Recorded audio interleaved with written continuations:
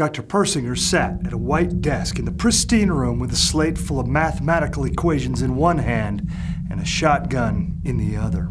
He looked over the slate, paying close attention to the hand-drawn schematic taken from the 1979 renderings of George Meek and Bill O'Neill's device.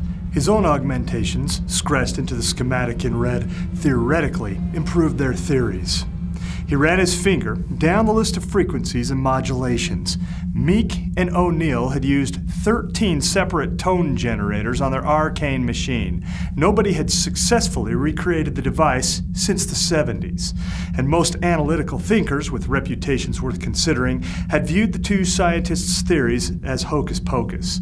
Dr. Persinger had added an additional 4 tone generators and phasing frequencies to half a dozen of the original O'Neill square waves. Feeling lucky today? Dr. Pulowski said, his voice whispering through a small speaker above the window between the pristine room and the lab. Dr. Persinger pushed his spectacles up higher onto his sweaty nose and smiled at his colleague through the double-paned safety glass. Looking at that infernal chicken scratch list again? Pulowski said. It's the purest information we have. Never duplicated, never contaminated. Did you know that there were approximately, Pulowski interrupted, 5,000 duplicates of the King James Bible copied copiously, word by European ascetics, and that no 2 copies are identical? I know. That's your favorite analogy. Dr. Persinger smiled, a wan curl. You look nervous. Are you nervous? Dr. Persinger refreshed his smile. You are nervous. What about your credo? Above all things, objectivity. You have it hung above your desk. You're right, Joe. I promise to cheer up. I'm starting the video camera, Dr. Pulowski said and pushed the red button on a cheap camera, mounted on a spindly tripod aimed through the safety glass. Dr. Persinger sat up behind his white desk. He appeared almost ghostly in his white lab coat and tie. He pushed his glasses up higher onto the bridge of his sweaty nose, sat the shotgun down on the desk, and straightened his hair with his fingers. He looked into the lens and took a deep breath. It is October 21st, 3:15 in the afternoon.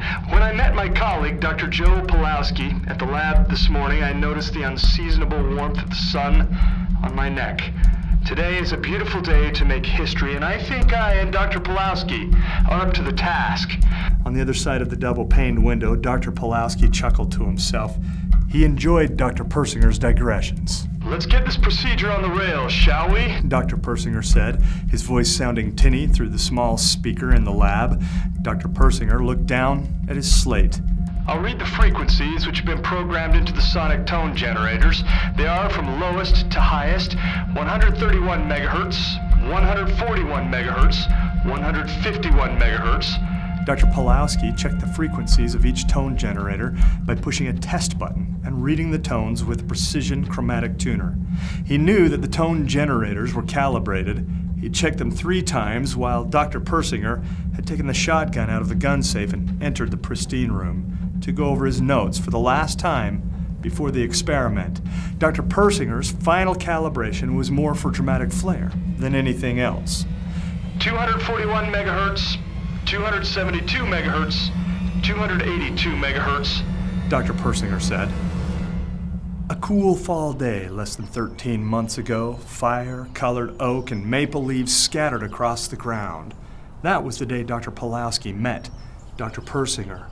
Dr. Persinger sat on one of the many park benches situated in the oval, a nexus of crisscrossing sidewalks loaded with backpack-laden students intertwined the park area.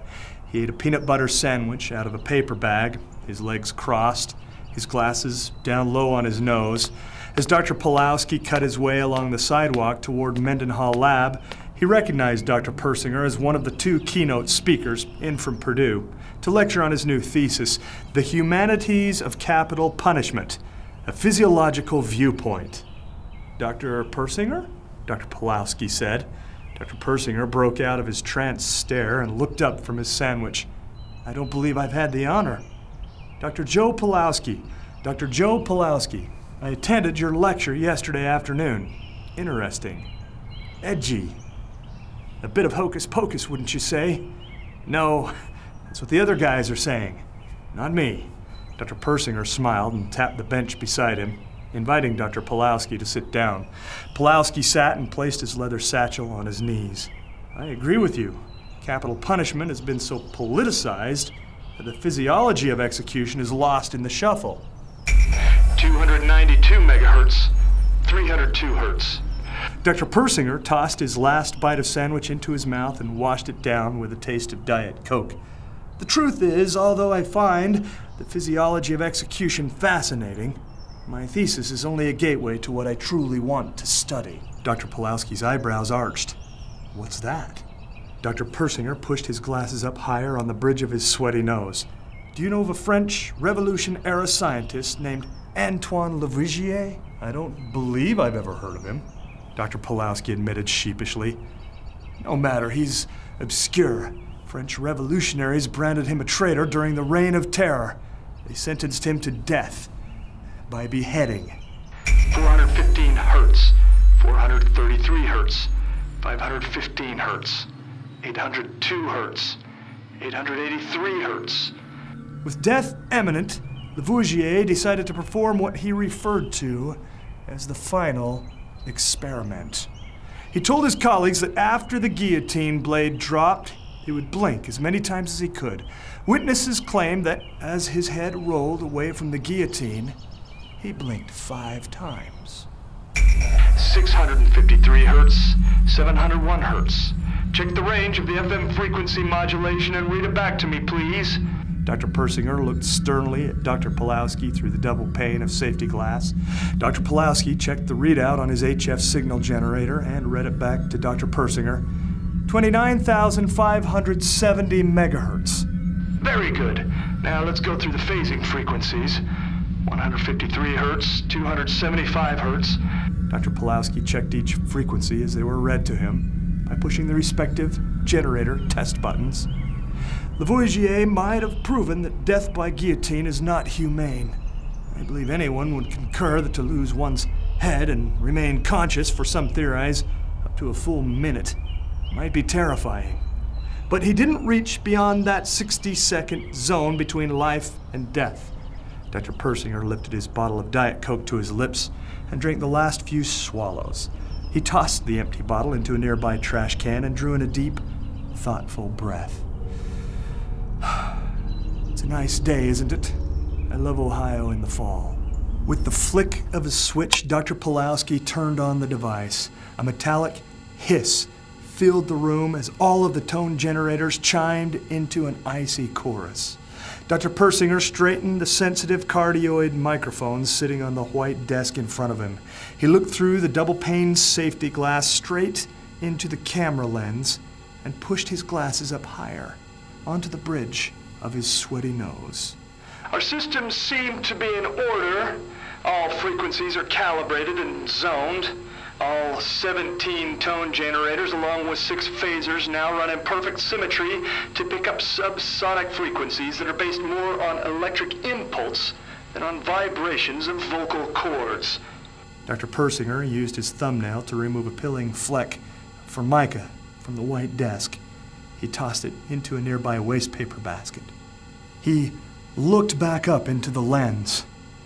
I and my associate, Dr. Joseph Pulowski, will now attempt the final experiment. Our hope is to prove the presence of intelligence beyond death. Dr. Persinger raised the shotgun and put the end of the barrel into his mouth. It tasted cold.